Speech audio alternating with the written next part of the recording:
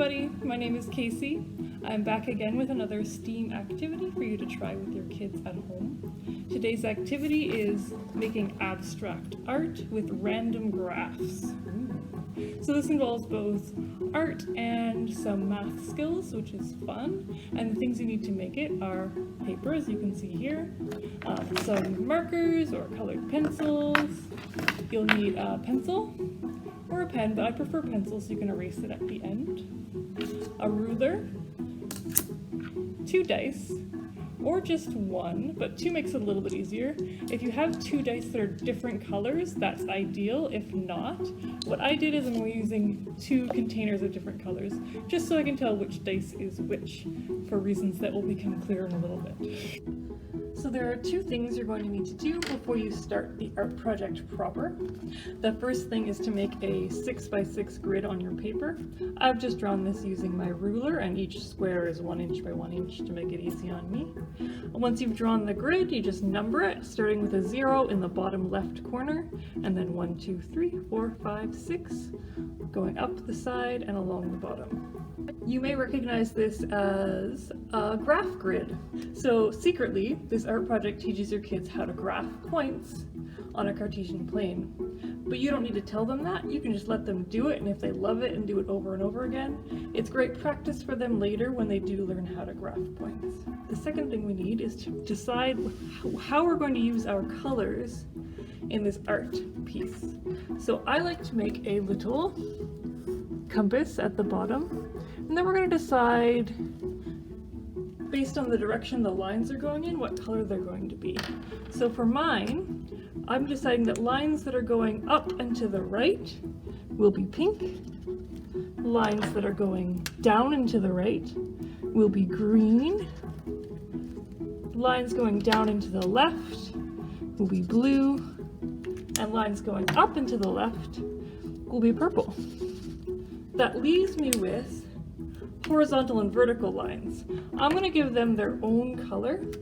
For me, they're going to be red. This will make a little more sense once we get started. So now we want to graph some points on our line, and this is where the dice come in. So I have my 2 dice in cups. I'm going to use blue for across and red for up. And let's give them a quick roll. Okay, we're going to go across 2 and up. That is a 1. I stole these dice from Clue. So across 2 and up 1. So this is our starting point. And depending on where the next point is, that'll be the direction the line is going in, and we'll know which color to use. So let's roll these again. So I got 6 and 3. So that is 6 across and 3 up, right over here. So this line is going to be going to the right and up, so that'll be pink. And I'll get my ruler for that. Here we go.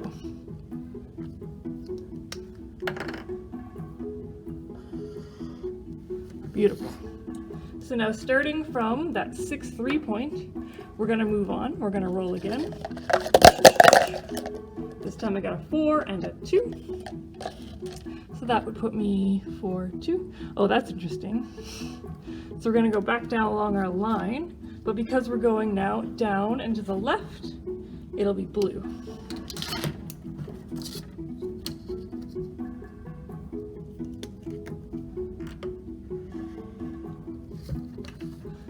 Retracing our steps in this case.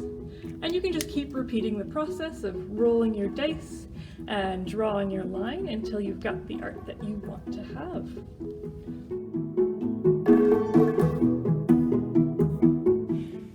So that's how you make this wonderful abstract art using random graphing.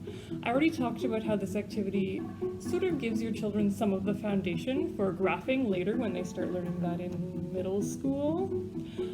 In addition to that, for younger children, it's just great practice using rulers and drawing straight lines, as well as following the instructions of this little compass down here to figure out what colors to use up here.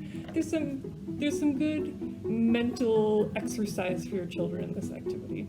So I hope that you enjoyed it, and if you do make your own random art abstract graph art, I haven't decided what I'm calling it clearly. Please do show it to us. You can always hashtag us VPL at home, or you can just tag us on your favorite social media.